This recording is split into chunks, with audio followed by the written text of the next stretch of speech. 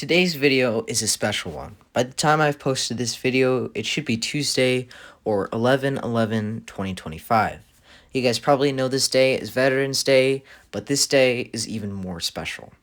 Before we start this video, don't forget to hit that like and subscribe button. Anyways, let's get into the video. 11/11 is known to most people as another time to spend time with family and relax, but there is a more important message on Veterans Day. Veterans Day is a day where we take the time to remember those who have fought and died for the country. This is also a day that marks the anniversary of the end of World War I, known as Armistice Day. If you didn't know, World War I is one of the bloodiest wars in human history, with a death toll of 22 million people and an additional 23 wounded. Today, we will be talking about what happened on the day that ended World War I and what caused the start of World War I.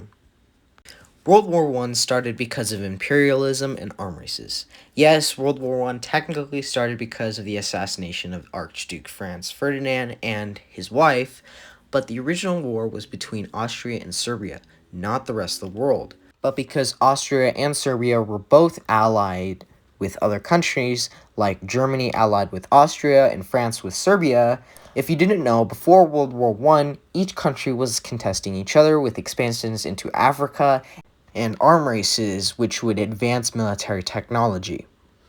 This caused countries like France and Germany to heavily dislike one another. Since multiple countries were backing up Serbia and Austria, this caused a lot of tensions between more European countries. Eventually, it led to the start of World War I. Fast forward 4 years, Germany is running low on supplies. They approach the Allies and issue an armistice. The Treaty of Versailles was signed, officially ending World War I on November 11th on the 11th hour. Unfortunately, the Treaty of Versailles, in my opinion, was not handled well. It was very one-sided and blamed the reason for the war on Germany. I think this is a very wrong assumption because both sides could have done something different to prevent World War. For example, Germany could have taken a less aggressive stance when dealing with the war between Austria and Serbia, and also not invading Belgium, which was a neutral country. France could have also prevented World War I by not backing up Russia and not taking this as an opportunity to gain territory. I guess this is a good example of it takes two to tango. Anyways, enough with the conspiracies. Germany was forced to give away all of its territories in Africa to the Allies. They were forced to downsize their military and pay massive amounts of reparations that would bankrupt Germany. This would unfortunately lead to another world war.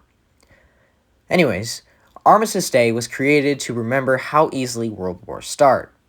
Eventually, Armistice Day would be changed to Veterans Day in 1958. Veterans Day has an equal importance to remind us of the people that have served the United States to protect our freedoms that we have. I have the blessing to have two great-grandpas that have served in World War II. One that served on the USS New Mexico, and one who unfortunately died during the recapture of the Philippine Islands.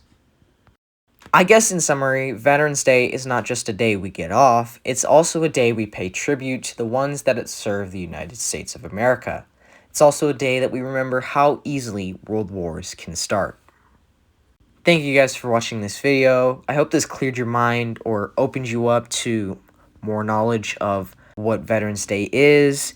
And if you guys enjoyed this content, don't forget to hit that like and subscribe button. I'll see you in the next video.